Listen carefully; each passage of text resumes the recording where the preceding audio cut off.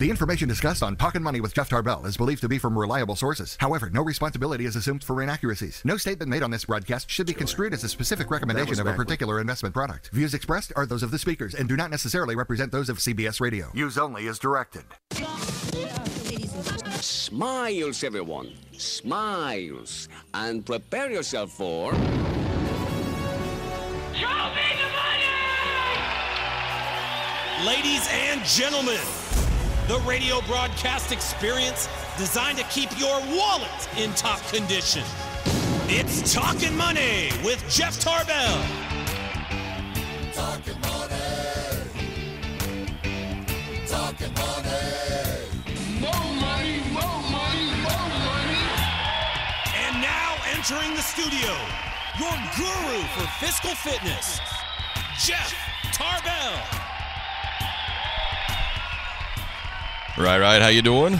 Good morning. What's happening? Whoa. Is this working? Gotta wake up. Gotta work today. I work a full day. Full day? A full day. On a Saturday? On a Saturday even, too. You know how it goes. Gotta get up early and get moving. That's right.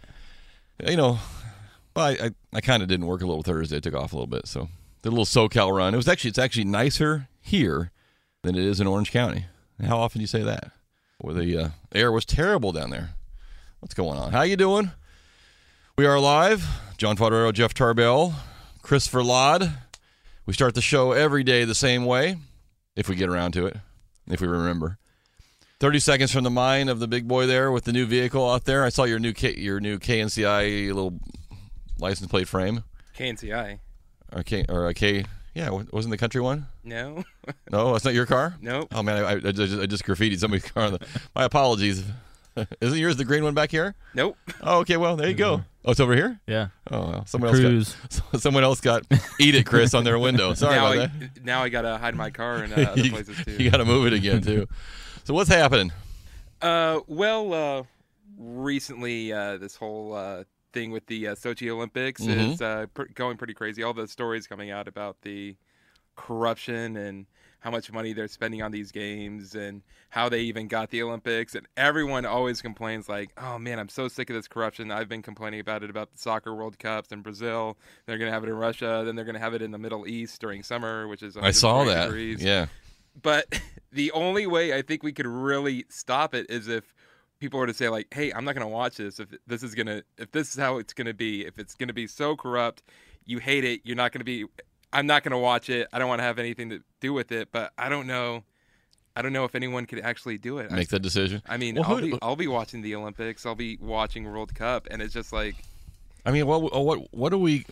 And let's be honest, what do we really care? How or who the Russians bribed, or who the Americans bribed, whoever was bribed to get the Olympics to their place? It's all, See, then I get upset is because I think the U.S. should have got the World Cup instead of Middle Eastern country. They weren't corrupt enough, and that's hard to say because we're very good at being corrupt on certain levels. We didn't pony up enough cash. So as long as the athletes are competing fairly, or if they're all juiced up, at least make them all juiced, so they can all they can all cheat at the same time. But as far as how someone gets the Olympics, I don't give a damn as long as they got snow. And I'm afraid that's not necessarily the case. They may not have any snow in Sochi. That may be the problem. I don't know if you saw some of the backstories that they took at the end of last year's winter. They started putting snow in a cave in a mountain just to save it so they could pull it out. You talk about expensive moving. I'm going to move a whole mountain of snow into a cave and then pull it back out. That's not so good. HBO Real Sports has done a really good job in talking about everything going on over there, and it's absolutely insane. They're basically in the only place in Russia that doesn't get snow. And that's where they have the Olympics? Exactly. And that's where the Olympics are. Great. Perfect. Great. And is that Brian Gumbel? I don't trust Brian Gumbel. He might make that over there. I think it was Bernie Goldberg who went over there. I'm just kidding. Yeah, they... but they're showing like millions saved on... Like, they got a little bit of snow last year, and they're just saving it in like these sleeping bag looking things. That's right. They kept exactly. And it doesn't look nearly enough. Well, hopefully it's cold enough they can make a little snow. Hey, it's a good thing we're not hosting the Olympics here. Yeah, we'd be doing the dry grassland skiing section of the event. That would be. Well, and all the pre-qualifiers that were supposed to be here all end up over in Colorado. That's right. They ended up moving over there too. So that is Christopher Ladd, and that is not his car apparently that I defaced. So I apologize to somebody else at KNCI who's Got a card? No, I'm just messing with you. We've got a lot of things to cover today. 339-1140. 1-800-920-1140 if you want to jump in. 44-1140. In the second half of the hour, Chris, just as a heads up, at the 9:30 mark, we should get a call. I think the guy is. I got to find his name. I think his name's Christian. I was watching.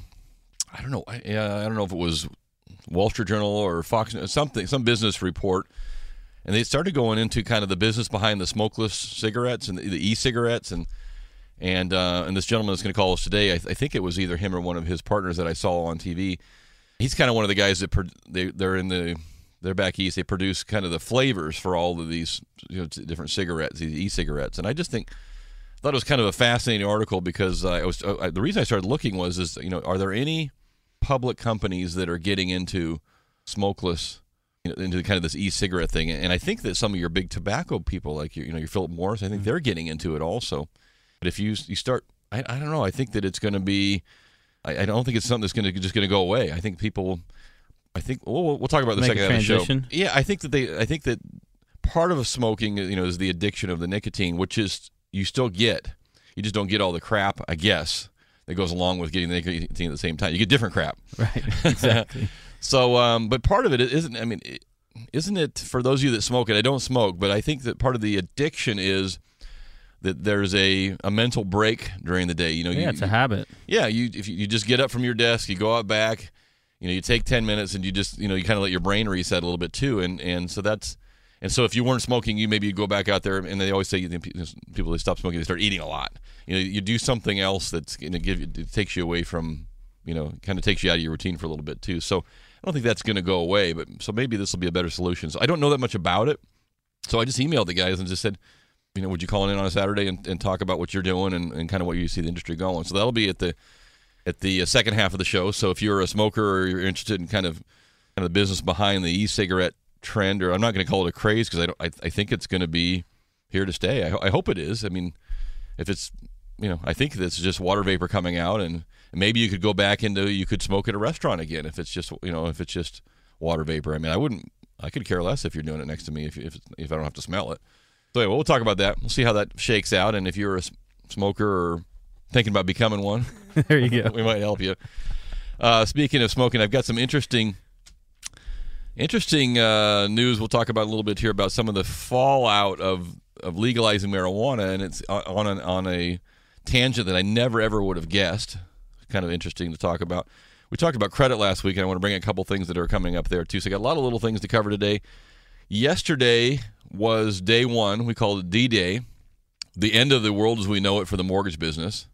All things will come to an end. All lending will cease. And damn, it didn't happen.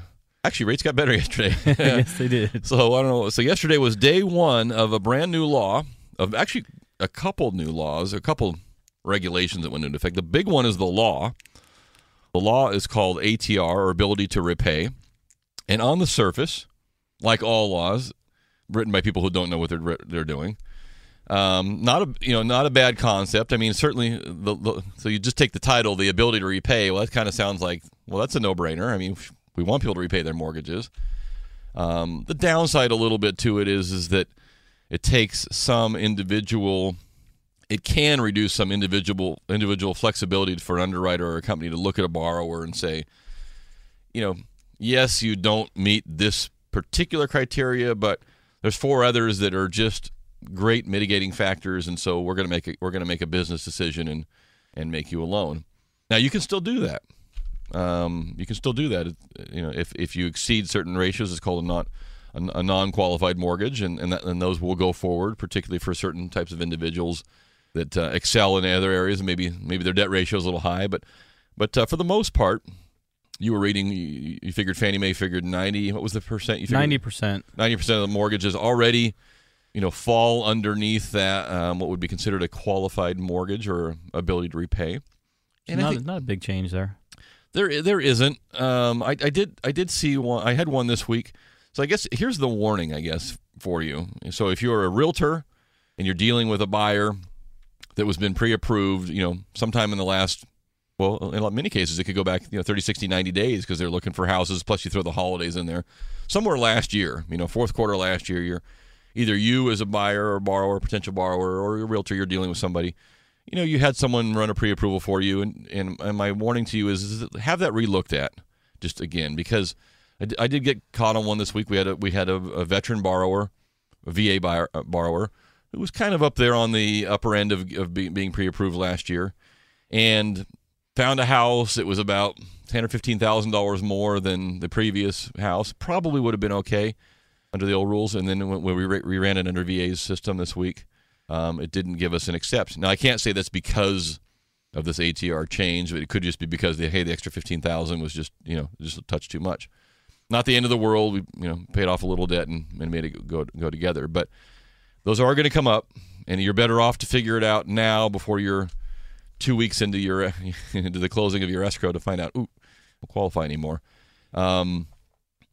The general rule, and I say general rule because it's not written that way, is that one of the rules for sure is if Fannie Mae or Freddie Mac or VA or FHA, if their automated system approves you, regardless of what your debt ratio is, regardless of what anything is, if you get an approval through that system, then you meet the ability to repay. You meet the law. Those screws are being tightened down a little bit. And by the way, some of the loan amounts are changing. Like FHA has changed their loan amounts, and loan limits are coming down now also. So there's a lot of little changes going on. But as a rule, I would say that if your debt ratio is over 43%, you may have some trouble obtaining some financing. And if you don't know what that means, that means the house that you either own or you want to buy, plus all your other debt obligations, your car payment, your student loans, your credit cards, whatever else is thrown in there, 43% of your gross income, again, before all your taxes are taken out. So 43% of that is going to be kind of the rule. Now, I have seen higher than that get approved, and the nice part about an automated system is it's looking at your entire picture. So in John's case, let's say John's got an 840 credit. He's a 45 debt ratio, but he's got good reserves. He's got perfect history. He's got just everything about him. His debt ratio is just a little bit out of whack, but he's got just killer credit and he's got reserves. That'll probably fly.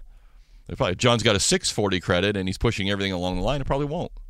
So it does have some logic built into it for an automated system. And then you can go, if you don't meet that kind of criteria, you can do what's called a non-qualified mortgage. And there'll be banks that will be doing those, and those will have different rules to you.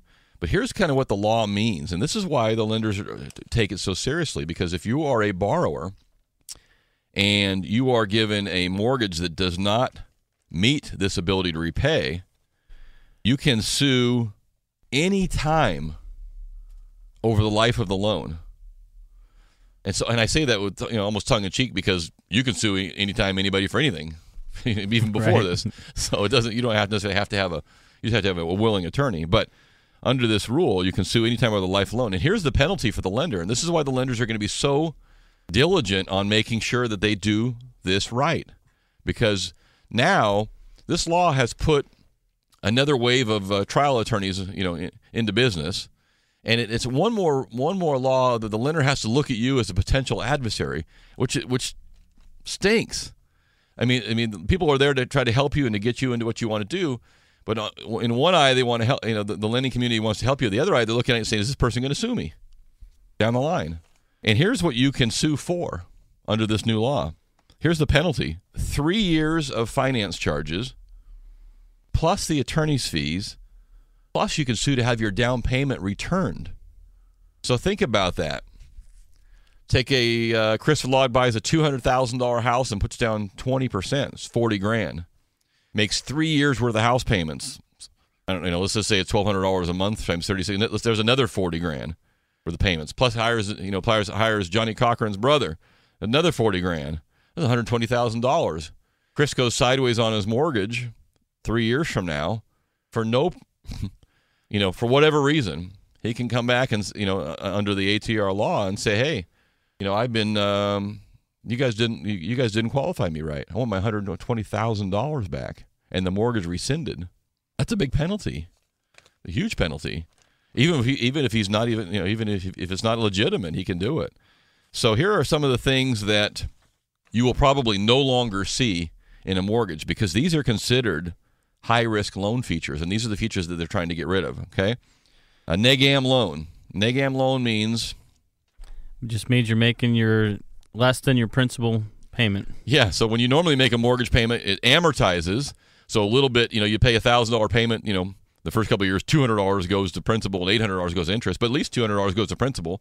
Starts buying the mortgage down. Negative amortization means you're not even paying your interest. Out of your $1,000, $800 was interest, and John only paid $600. So it means $200 of mortgage got tacked on to the mortgage. Extremely popular mortgage product back, 10 years ago, and rightfully so, led to a lot of trouble. Didn't quite work out. A lot of trouble. It worked out for those that knew exactly what they were doing. Yes. They had, high cash flow. They were managing their money properly, and that was the 1% of those. The other 99% of the people got screwed into a mortgage or thought they knew what they were doing and backfired. Backfired. No balloon payment. Okay, a lot of those Neg-Am loans had balloon payments on them. So after 3 years, the whole thing comes due. No interest only. This is going to hurt. This is the one I think. This is the one I think that's going to hurt a few people, because the interest only program or interest only option is a very, very valuable option for people who are good money managers and and know how to use that properly. There are other ways to use their money rather than paying off a 3% or 4% mortgage. They'd much rather keep that going. So that one's going to hurt. Nothing greater than a 30-year amortization. I'm already seeing emails this week from realtors saying, hey, this guy's offering us a 40-year term and this and that. Well, let me tell you what. They can do it. You can offer anything you want. It will not be considered a qualified mortgage, and that one will be open to being sued on easily. And here's the one that the lenders are having a hard time with: keeping the fees under 3%. The lender fees under 3%. That's very difficult to do on a smaller mortgage. 3% of an $80,000 mortgage is $2,400, and there's a lot of things that get paid out of that. There isn't, and this is the one I think is going to hurt kind of the entry buyer a little bit. Or what's going to happen is they're going to say, okay, well, your loan amount under $100,000, we're, instead of the rate being 4.5 today, we're going to make it 5.25, so we can keep the fees down for you, or higher. So you're going to get stuck with that.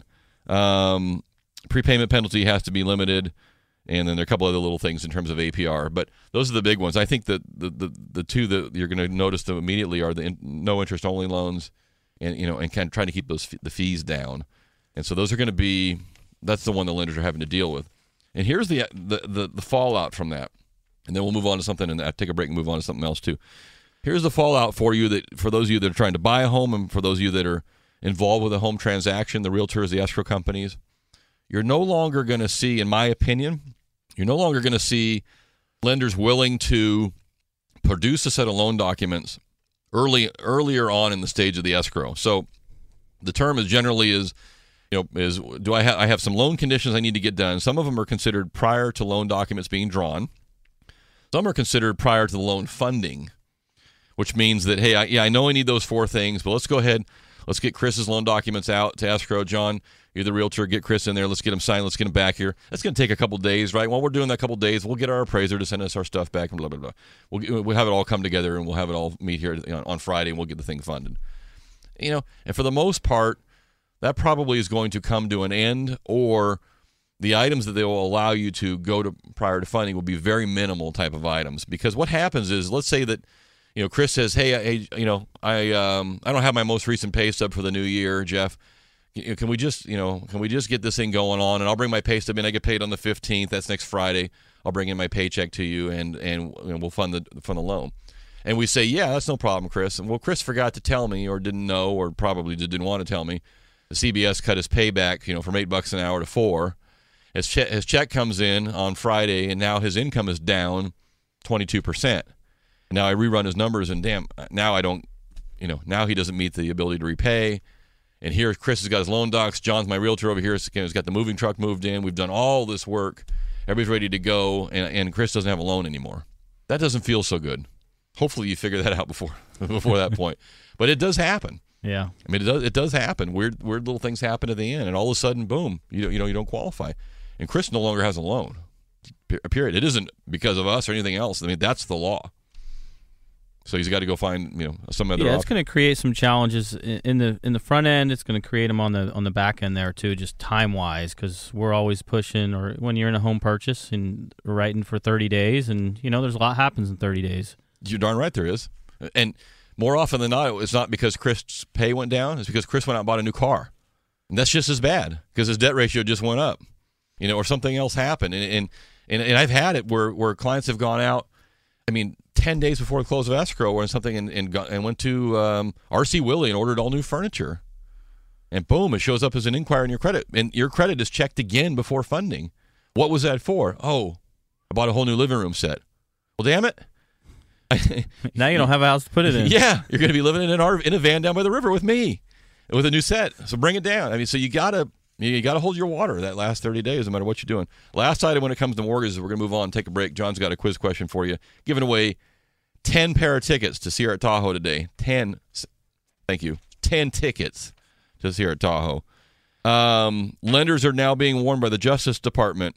You had better start tracking funds in people's bank accounts better because we're worried about illicit funds, money laundering, blah, blah, blah, blah, blah, blah, blah. And any of you who've been through a transaction, refinance, or purchase in the last 6 months or a year or yesterday have been driven absolutely nuts by some idiot like us asking you, where did that $250 deposit come from? Where was that $900 thing coming from? You track every one of those things down. And part of it is we have to make sure that the funds you're using are your monies, weren't borrowed. But also, we're on the hook for under the Banking Act to provide evidence that you're not laundering money. Laundering money means what, Jeff? Laundering money means illicit drug money or other types of things, or they're even into Homeland Security type things, moving monies around for any kind of illicit activity, and it can even be so much as moving money into the country from another country, because putting it in real estate is a good way to wash it out. So when you get asked these questions, a lot of times, it's not just because we want to. Hell, we don't want to. No, not at all. We don't, but we have to. And that's one of the changes there, too. So that's my two mortgage stories when we come for this morning. When we come back, I want to talk a little bit about the new budget, state of California, doing pretty decent. Target's got more problems there. Little hiring problem going on this week, too. So a couple little things, too. And plus our guest is coming in the second half of the hour, too. A lot of things to cover in a little bit of time. 339-1140, 1-800-920-1140. You can text us at 44-1140. And if you do text us, you must give me your name and address. Otherwise, I have no way of sending you anything that you want. Okay? You might wear the glasses instead of putting them in front of you. It might help you see. Yeah, I know. I know. Hey, thank you for that. No problem. Did you read this? Yes, loud So, and Chris, clear. we're going to do. You can take up to 10 winners if you'd like on the phone or the text. John's. I don't even know what your quiz question is. So let her rip. Here we go. So, talking money, talking circulation of money. Mm-hmm. Sean Diddy Combs. You know Sean Diddy, don't you? We're best buddies. That's right. Mm-hmm. What first question today is, what is he currently involved in as a business venture? Newest business venture? Newest business venture for Sean Diddy Combs. Does he still make music? Or does he just do business ventures now? No? Chris is shaking his head, no? I don't remember his last song. There is no last song. Well, I guess if his business ventures go well, you don't even need to open your... business ventures now. So what's the latest venture for Sean Diddy Combs? I think now that I know what you're talking about, I think he's kind of a spokesperson and he invested in it, right? In this company? Yeah. Yes. So it's a product he's doing. What is it? And if you listen to this show, that's right. A good hint. 339-1140. 1-800-920-1140. You can text us at 44-1140. We're going to be right back. Talkin' money. Well, alrighty then. We're back to Talkin' Money with Jeff Tarbell. Right. How you doing? Chris, you got some winners coming in there. You can take a few more of those. We'll let that hang out there for a few more minutes, so you can take up to 10 winners there. We got 1, 2, 3, about 4 on the text so far. 339-1140, 1-800-920-1140. Our quiz question was, what is the latest business venture of Sean P. Diddy Combs, who's bought half the company, or I don't know, maybe they just gave him half the company. I'm not sure what it is, what he's into. So we'll let that hang out there a little bit too. My guest is on line 2, and we'll go ahead and jump into that right now. Hey, Christian, are you there? Yeah, I'm right here. Christian, how you doing? Good. How are you doing? Very good. I appreciate you on a Saturday morning getting up and giving us a call. And where are you calling from? What area of the country? Calling from Johnson Creek, Wisconsin. Oh, okay. So a little cold up there still. Yeah, we've got a heat wave now. It's almost 40 degrees. Oh yeah, well, get your shorts out. You'll be fine. Exactly. And have you guys come to? Are you over the morning of the game last weekend with the Niners? What to say again? Sorry. Are you guys done mourning the loss of the Green Bay Packers from last week? Has that all worked its way through? The Packers are starting to get a little bit used to it now, but I think the morning's still going on. Okay, very good. Christian is joining us. I was mentioning at the start of the show this morning, Christian, I was watching, a couple. I'm not even sure if it was on Fox News or where it was, but I was watching kind of a background on the business of the e-cigarette and kind of that trend going on, and I just started looking to see who are the companies that are kind of on the forefront of this trend, and is it a trend or is it going to be a real true business change in terms of how people smoke and what they do, and so and that got me to your company. So I that's kind of the gist of how I got to you. So I thank you for coming on for a few minutes and doing this with us this morning. No, absolutely, Jeff. Happy to. I think it's a great question, but the industry's been in place for going on almost 10 years now, and I think in the beginning people really did wonder whether or not this was a trend or a fad. But now in less than, I would say, 4 years, it's now a multi-billion-dollar industry. Jeez. And the people at the forefront are the companies, kind of like my own that kind of came up together about 5, 6, 7 years ago in the United States.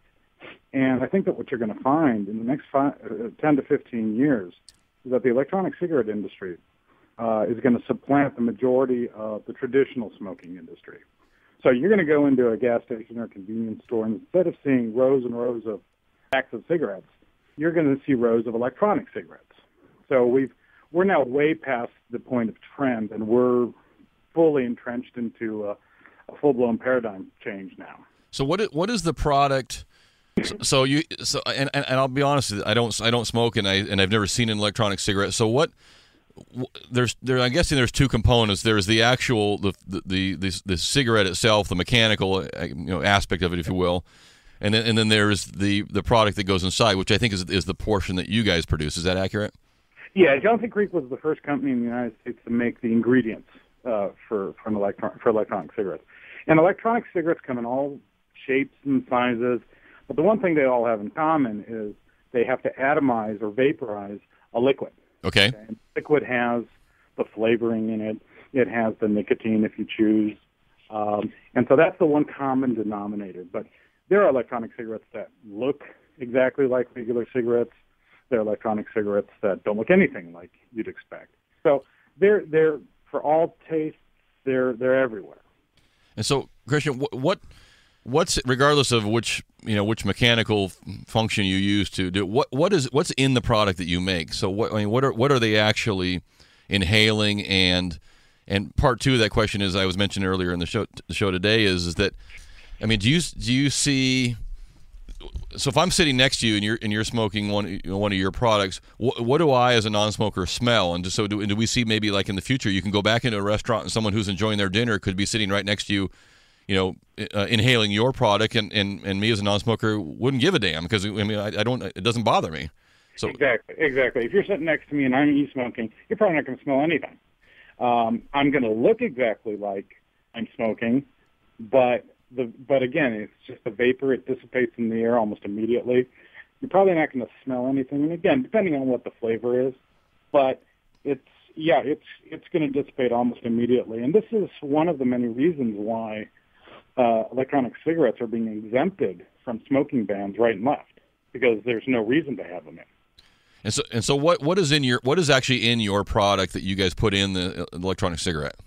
Right. In Johnson Creek, we have 7 ingredients, and that's it. A lot of the liquid that comes from overseas, it's hundreds of ingredients. It's just ridiculous. But Johnson Creek Original Smoke Juice is a glycerin-based. It's a food-grade propylene glycol, similar to what you're going to see in a lot of food products like salad dressing and marinade and other things like that. It's a lot of proprietary flavorings, food-grade flavorings, vegetable glycerin, and if you choose to have nicotine in your smoked juice, there's nicotine. But nicotine in and of itself is not necessarily the dangerous part of cigarettes. Nicotine is the addictive agent. Right. So, but again, it's important to note that we do offer a zero nicotine option as well. Yeah, and I was lamenting as we started this morning that I think that part of as being a non-smoker, but part of certainly the addiction of smoking is the nicotine part of it for sure. But I think that just as a casual observer of people that are out smoking, I think part of the addiction of smoking is that it gives you a mental break, at work for 10 minutes to step away and just relax and let your mind reset for just a minute. And people either do that in a number of ways. Some of them smoke, some of them will eat, some of them will go for a walk. It's just one of those different things. And so for me, I think that I'm with you in thinking that this is beyond a fad. I mean, I think that if you're a nicotine addict, and I use that word, I don't mean that way, but if you're addicted to nicotine and you need it, you can still get it through your product.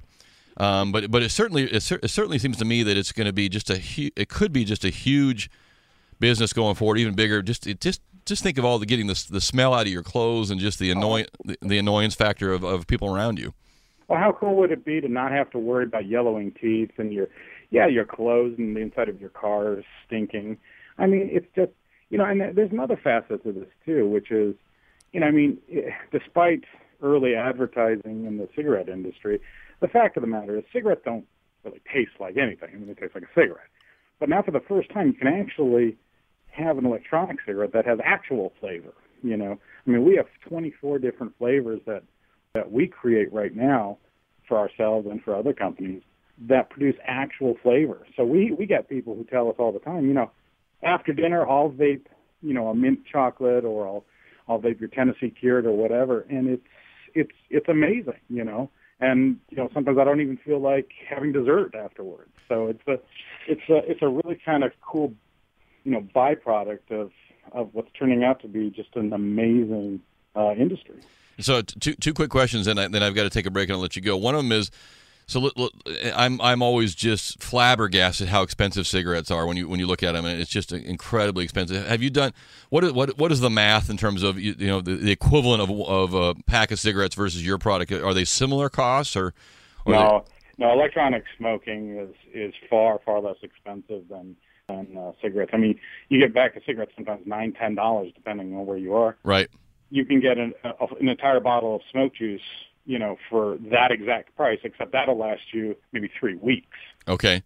So it's enormously less expensive. And then the other one that makes me come to wonder is, so then when is the state and the local people going to jump all over you and say, well, you're killing our taxes on the cigarette, so we're gonna make smoke juice too, they're going to come after you guys next on the habit. I guess that's the only thing I can see as a downside is that the taxes are going to get whacked out if they're not getting them on the taxes. They're going to come after some other vice. Maybe we'll just start selling marijuana instead. We'll get them on that side. Yeah, Jeff, I'll tell you honestly, it's going to happen. The taxation situation will happen on a state-by-state basis, and that's fine. What we want state governments to understand is that it has to be reasonable. Right. First of all, there's no reason whatsoever to tax electronic cigarettes at the same rate you tax regular cigarettes, because you're not recouping any health care costs here. Nothing like that. So these 50, 60, 70, 80% tax rates are ridiculous. Yes. It's going to happen, and we're ready, but we want it to be reasonable.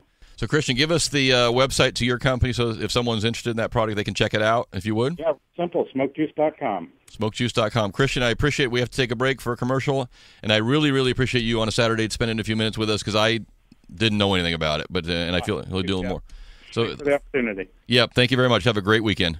All right. You too. Okay, we'll see you. Thank you. There you go, smokejuice.com if you want some information on that too. And maybe chocolate mint. You know what? Speaking of a guy that needs to lose about a few pounds, maybe instead of having a half a dozen Oreos after dinner, I should just get the chocolate mint out there and fire that thing up. I heard they had sugar cream filled donut juice in the morning. Okay, we got another quiz question. 339-1140, 1-800-920-1140. You can text John at 441140. Yes, so second question today, 2013 airline scorecard.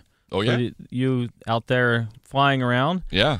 Who got the overall best ranking? This is by the Wall Street Journal and Market Watch, I see. Okay. 2013 Air Scorecard. Who has the best overall ranking this year? Which airline? For overall. Yeah, because there's lots of little categories that kind of move Lots of categories, on-time arrivals, canceled flights, extreme delays, bump passengers, mishandled bags, and complaints. But overall, number one on the Wall Street Journal's report for 2013, who is it? 339-1140, 1-800-920-1140. You can text him at 44-1140.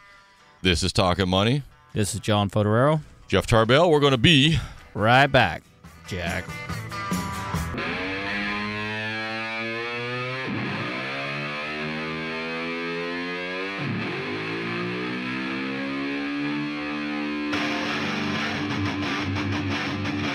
Talkin' Money. And we're back to Talkin' Money. And here's Jeff Tarbell. Right. How you doing? Oh, we are back. See, we got to clean up we didn't give what was the answer to what was our first quiz question? First quiz question was Sean Diddy Combs. Okay, What is he now in a business venture with or for and promoting? Yep. The answer to that would be De Leon Tequila. Oh. De Leon. I'll take some of that. How much? It's selling for a little more than $1,000 a bottle. I will pass. Thank you. Yes, so it's... I'm a tequila snob, but not that much of one. Yes, he's pushing the luxury tequila of De Leon. Okay, so that was number one. See, we did get... I saw quite a few winners on that one. So, and then question number two, and we did have a few... Oh, question number two was the airline? Yes. Okay, was it Southwest? It was not. Oh, where was Southwest on the list? Number 4. Okay, well, who was number 3? Virgin American. I can see that. Who was number 2? Delta. Interesting. So, Delta ranks very good with on-time arrivals also. And then number 1 was United? AK, Alaska. Oh. Alaska Airlines. They're on time with all that bad weather up there? Okay. On-time arrivals, well, they have the planes to do it. That's why. Oh, okay. So they ranked top as number 1 for on-time arrivals, number 4 for amount of canceled flights, number 1 for no extreme delays, number 3 for no bumped passengers. They did have some issues with mishandled bags. Oh, yeah, so carry on your luggage if you go to Alaska. But you'll be there on time, though. That's the good news. And a few complaints. So we did get a few winners of that. There was someone that texted in from the 916-807 was the start of your number, and you didn't give us your name or address. So if that was you, text us back with your name and address. We'll send you out some information as well. John was just looking at the smokeless. You know what? Dang it! Now I kind of want to try one of these things. Yeah. But here's what I was saying during the break with John is like, if I was asking him, does that particular company, Johnson, do they sell the actual electronic cigarettes? And they do. But my opinion would be, some of them maybe not, but if you're carrying around this little thing that's stereotyper, about the size of your thumb, and it looks like everybody's gonna think you're just getting high off the thing, from marijuana. So you have one of those, Chris? My friend has one. It's a little bit bigger, and it's supposed to be like a hookah instead of like a cigarette. So it's like, I don't know, like probably about the size of this remote control. Okay. A little bit smaller, a little thinner, but it wasn't bad. So the only ones that I've ever actually seen in use, the end of it actually lights up, looks like a real cigarette. Mm-hmm. So anything other than that is in your pocket, everybody's going to think this guy's a stonehead. Right. So you have to find one that's a classy-looking cigarette. Yeah, I was saying a friend of mine, a realtor, he's got one that's, it looks like right out of Apple. I mean, it's a really nicely designed, very technologically, just looks like, wow, what is that? Yeah. There have been some stories coming out in England about people with the e-cigarettes in stadiums, and if you get caught with a regular cigarette, you get kicked out for the season if you're a season ticket holder. So these season ticket holders are fighting, saying, I don't have a cigarette. It was an e-cigarette. Oh, is that right? Yeah. And it's kind of funny because these stadiums advertise them in the stadium. Yeah. And these people are getting kicked out for using the product. So here's the thing. Do you see, do you guys know, is cigarette advertising, was it like banned from NASCAR and that kind of stuff? Because you don't see that anymore. You don't see it really in any sporting events. But is that I mean, I don't know. Because I know that NASCAR switched to Nextel instead of Winston. Yeah, so Winston Cup. But now will you start to see another whole line of basically electronic cigarette manufacturers coming back in and taking over some of that marketing? Well, I do see the advantage. I'm looking at some of the flavors here: chocolate truffle, black cherry, Arctic menthol. What else do we have here? No, but go through. What was your list of all the reasons why you switch? Yeah, this is the top 10 best reasons to quit regular smoking. Okay, I can think of more than 10. But go no ahead. more smoky smell. One for sure. Fewer wrinkles, so you're not getting all the chemical reaction of that. Wrinkles in your skin. Okay, gotcha. Money savings, essentially. Huge. Lower insurance premiums because you're no longer a smoker. Improved palate, so you're going to start tasting things instead of.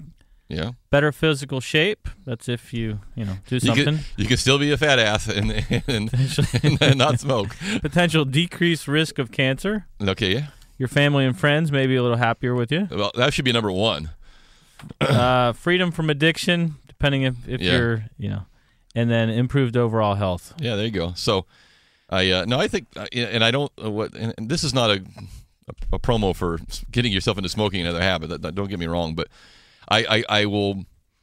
Christian glossed over it a little bit, and I probably should have picked on him a little bit too. But I'm guessing that maybe some of these smokeless juices that come in from other countries, maybe not quite down to the seven ingredients in there. There may be like 157 ingredients in there, of which I don't know what 150 of them are. So be careful what you're putting in your body, no matter what. That's right. Speaking of habits, we were talking about John. I talked about this earlier. Marijuana use or marijuana legality, particularly in Colorado and Washington State, and big article out of the U.S. News that on a topic I would have never ever thought about the downside of marijuana legality, and this comes out of Mill Creek, Washington State, Sonoma County up there, and what they're finding with the police departments is that a lot of the police force and a lot of their budget was funded on the asset forfeiture of drug users, meaning or drug dealers, user or dealer. So you get caught, you got an amount that's considered a felony or whatever. However, it was determined that not only can I take that marijuana from you, but I can take all the cash you've got with you, and if it's at a certain level, I guess I can take your car, or if I found out you were growing in your house, I could take the government can take your house, or you name it. Well, think about this. Value of assets forfeited in marijuana cases alone last year, $100 million in asset forfeiture. That's nationwide. State of California, number one on the list for asset forfeiture for drug forfeiture in total. $181 million a year in assets that the state takes, sells, and raises money to turn around and give back to police forces and fight it. So now you've legalized it. So you've cut into the number of cases you can prosecute. And I'm guessing your taxes on the marijuana are not going to add up to that. Yeah, much. so you got to collect. You got to collect a ton of taxes to make up for that. So these police forces are now hurting for money. And you never would. You talk about unintended consequences from an action. I never would have got that. I mean, that would just not would have come to me. But I'm not in the law enforcement business, so I don't know how much that goes on. But $100 million a year just in marijuana cases. Now that's only 2 states, but it's going to for those 2 states it's going to hurt. So there you go. So always an upside and always a downside. Everything in there. That's right. Can't even get stoned and have your car repossessed anymore. What fun! I didn't even get into the Governor Brown's new budget. And by the way, we'll talk about that next week too. I am in favor of what he's doing there. That's awesome, and we'll talk about a number of other things too. You can do a little traveling during the week, but we'll be back next Saturday, live and in person. You can find this show during the week if you'd like. The Talkin' Money Facebook page has a link to it. The JeffTarbell.com website has a link to it as well. You can find John during the week at johnfod.com. And that music means we got to wrap it up. Is it supposed to rain today? Supposed to. I'll tell you right now, flying from here to Orange County and back, there's a lot of dry lakes between here and Orange County and back. A lot of off-roading capabilities, but not a lot of water drinking capabilities. So keep your fingers crossed. Pray for rain and snow. John and I will see you next Saturday, everybody. Thanks for tuning in. We really appreciate it. Be safe and have a good week. We'll see you next week. Aloha. Talkin' Money.